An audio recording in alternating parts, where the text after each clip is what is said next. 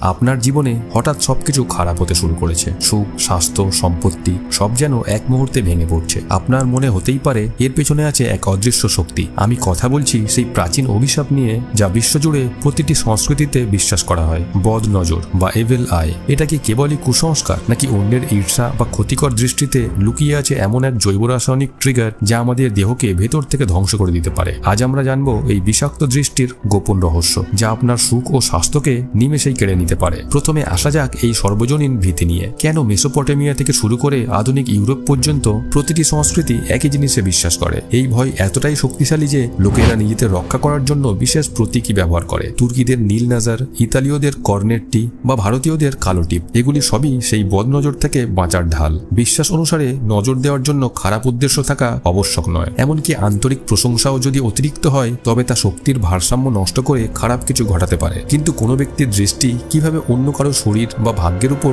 বাস্তবে প্রভাব ফেলতে পারে, এখানেই আসে সবচেয়ে বড় ধাঁধা। এই অজানা রোগ কি নিছকই মনের ভুল? বদনজরের বেশিরভাগ প্রভাবকেই মনোদৈহিক চাপ হিসাবে ব্যাখ্যা করা যেতে পারে। যখন একজন ব্যক্তি গভীরভাবে বিশ্বাস করেন যে তিনি অভিশাপের শিকার হয়েছেন, তখন তার মন শরীরের উপর নেতিবাচক প্রভাব ফেলে। এই গভীর ভয়, উদ্বেগ বা চাপ আপনার শরীরের স্ট্রেস হরমোন যেমন কার্টিসলের মাত্রা বাড়িয়ে দেয়। উচ্চ কার্টিসল আপনার রোগ প্রতিরোধক ক্ষমতা দুর্বল করে, হৃদস্পন্দন বাড়ায় এবং মানসিক ভারসাম্যহীনতা সৃষ্টি করে। অর্থাৎ বদনজর আপনার মনকে সংক্রমিত করে, যা শরীরকে অসুস্থ করে তোলে। অন্যের নেতিবাচক দৃষ্টি বা ঈর্ষাপূর্ণ মনোভাব যখন আপনার উপর চাপ সৃষ্টি করে, তখন আপনার অবচেতন মন এই চাপকে আক্রমণ হিসাবে গ্রহণ করে। আপনার স্বাস্থ্য ও ভাগ্য খারাপ হতে শুরু করার কারণ এই মানসিক চাপ, কোনো জাদুকরী দৃষ্টি নয়।